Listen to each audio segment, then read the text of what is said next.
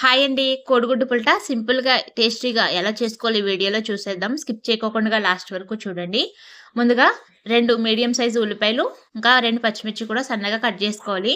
తర్వాత స్టవ్ మీద గిన్నె పెట్టుకొని దాంట్లో కొద్దిగా ఆయిల్ వేసుకొని, ఆయిల్ వేడైన తర్వాత కొద్దిగా తాలింపు దినుసులు వేసుకోవాలండి. తాలింపు దినుసులు వేగిన తర్వాత ఆనియన్స్ వేసుకొని ఫ్రై అవ్వనివ్వాలి.